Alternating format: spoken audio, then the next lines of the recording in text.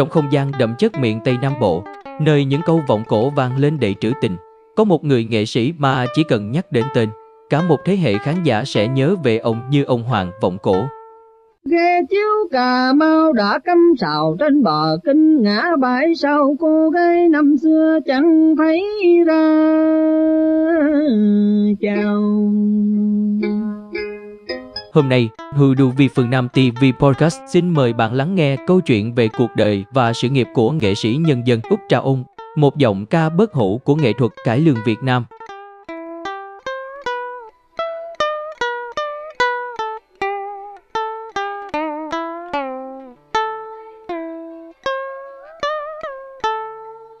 Thời thơ ấu và con đường đến với nghệ thuật. Út Trà Ôn, tên thật là Nguyễn Thành Út, sinh ngày 19 tháng 4 năm 1919 tại Vĩnh Long. Từ nhỏ, ông đã bộc lộ niềm yêu thích với âm nhạc truyền thống. Xuất thân trong một gia đình nông dân nghèo, cậu bé Út thường phải phụ giúp cha mẹ ngoài đồng.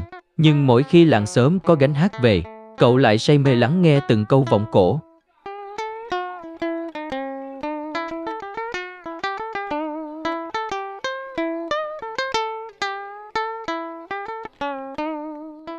Ở tuổi thiếu niên, ông đã bắt đầu học ca vọng cổ một cách tự nhiên, không qua trường lớp, mà bằng cách nghe lén các nghệ sĩ đi trước và tập hát lại trong lúc làm ruộng.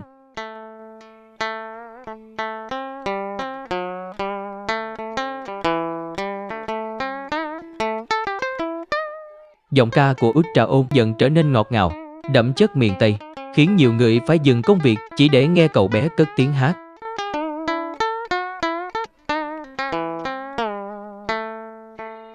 Bước ngoặt lớn, bắt đầu sự nghiệp. Năm 1936, ở tuổi 17, Út Trà Ôn bắt đầu theo các đoàn hát địa phương. Dù không được đào tạo bài bản, nhưng chính sự chân phương, mộc mạc trong cách ca và chất giọng lạ của ông đã gây chú ý.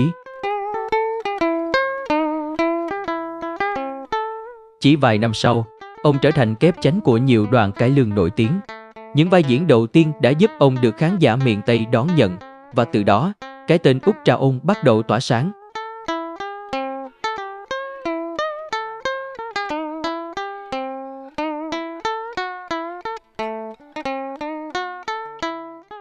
Người ta kể rằng, có những buổi diễn ở miền Tây, khi Út Trà Ôn hát câu vọng cổ, khán giả đứng kín cả ngoài sân khấu, ai cũng im lặng để thưởng thức từng chữ, từng nhịp xuống câu 6. Lá vàng khô lá tả bay ngang, như những giọt lệ nhân từ khô hành. Sao tháng trôi qua trong não nề cay đắng, mà dáng tâm hồn như chất nặng niềm đau.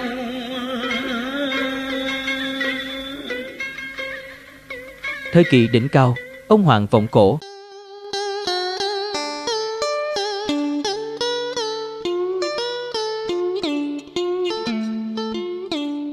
Năm 1950, Út Trà Ôn trở thành nghệ sĩ cải lương được yêu thích nhất miền Nam. Giọng ca của ông trong trẻo, ngọt ngào, nhưng vẫn mạnh mẽ, truyền cảm. Đặc biệt, bài Tôn Tẩn Dạ Điên đã giúp ông khẳng định đẳng cấp, trở thành một trong những nghệ sĩ cải lương đầu tiên ghi dấu ấn trên đài phát thanh Sài Gòn.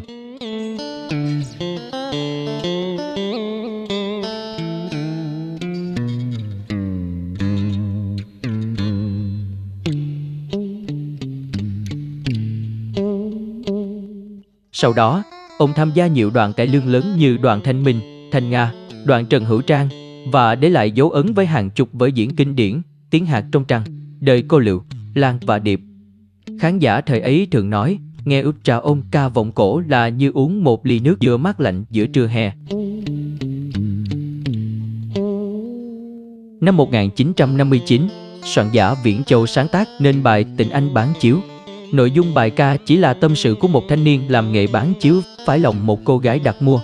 Khi anh trở lại giao chiếu như đúng hẹn thì cô gái đã sang ngang, mà có biết đâu anh bán chiếu đã thầm thương trộm nhớ.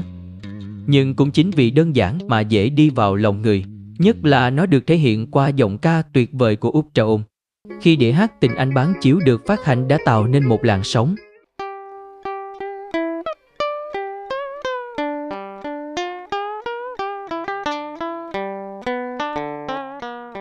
Bài ca thâm nhập vào mọi ngõ ngách ở miền Nam, Từ các nhóm đờn ca tài tử cho đến tiểu thương, quân đội, công chức đều mê và mang ra đến miền Trung, miền Bắc.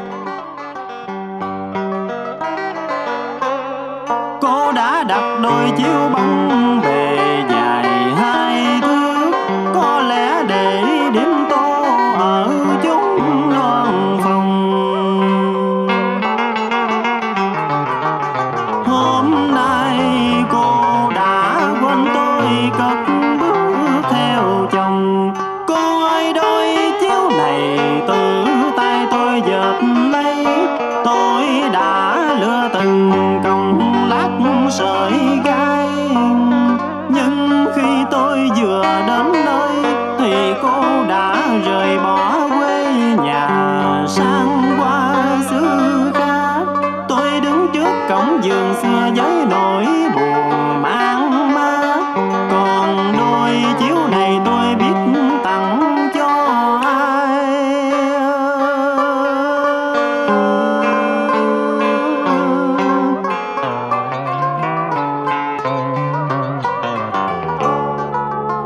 Nhớ năm ngoái khi ghe vừa tới Dàm Kinh ngã bảy, cô đã tươi cười dẫn tôi đến tận nhà cô. Cô đưa tôi vào chốn phòng riêng để đo ly chiếc giường gõ đỏ. Cô đặt làm đôi chiếu, khi hỏi qua giá cả tôi trả lời lấy giá rẻ làm quen. Năm hôm sau khi tôi sắp sửa lui ghe, cô còn đứng trên bến dặn dò kỹ lưỡng. Sau khi cô đã quay gót, chiếc áo bông hường cùng khuất vàng sau mấy lùm tre.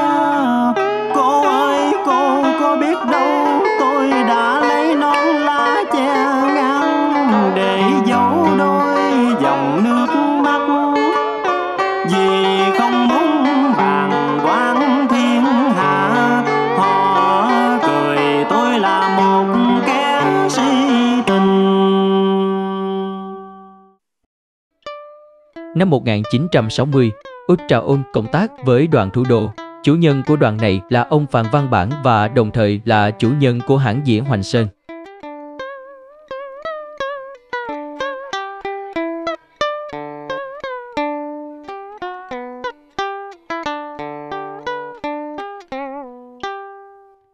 Năm 1962, ông và người bạn thân là nghệ sĩ Hoàng Giang, cũng là tên tuổi lớn, lập gánh thống nhất, rồi cộng tác với các đoàn như Dạ Lý Hương, Thái Dương, Quốc Thành, Hương Giả Thảo, Phương Bình, Thanh Hải, Tân Hòa Lan, Kim Chung.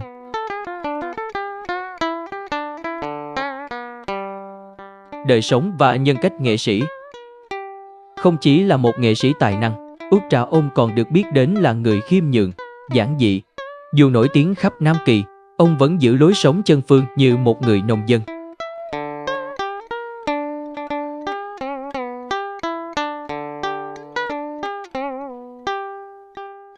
Ông thường nói với học trò, làm nghệ sĩ không chỉ là hát hay, mà còn phải biết làm người, sống tử tế với khán giả.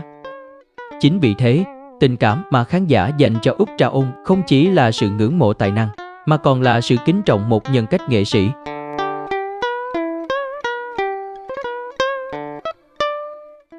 Di sản và ảnh hưởng. Giọng ca của nghệ sĩ nhân dân Út Trà Ôn rất đặc biệt, cả đoạn giữa câu vọng cổ rất dài.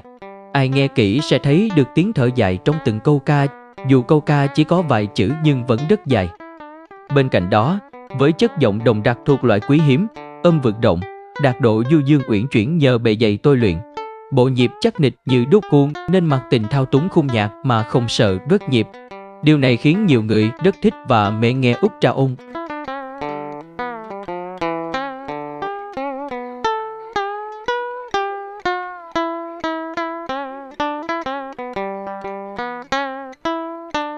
Út Trà Ôn được nhà nước trao tặng danh hiệu nghệ sĩ nhân dân, ghi nhận đóng góp to lớn cho nền cải lương Nam Bộ.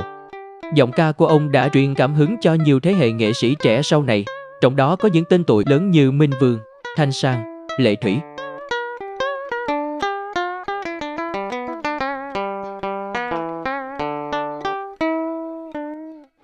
Đến nay, dù ông đã rời xa sân khấu, nhưng những bài ca do nghệ sĩ nhân dân Úc Trà Ôn thể hiện vẫn được lưu giữ như một báu vật của cải lương Nam Bộ.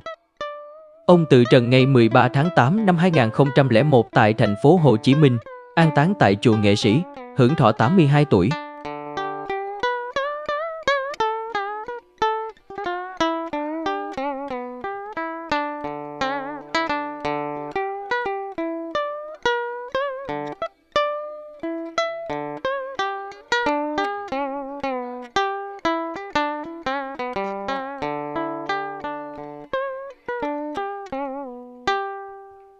Cuộc đời của nghệ sĩ nhân dân Úc Trà Ôn là câu chuyện về đam mê, nghị lực và sự cống hiến hết mình cho nghệ thuật.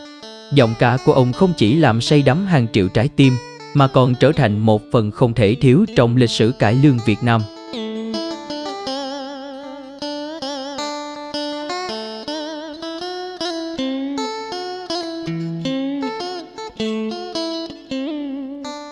Hãy đăng ký kênh Huduvi Phương Nam TV Podcast để lắng nghe thêm nhiều câu chuyện về các nghệ sĩ tài danh của nền cổ nhạc Việt Nam.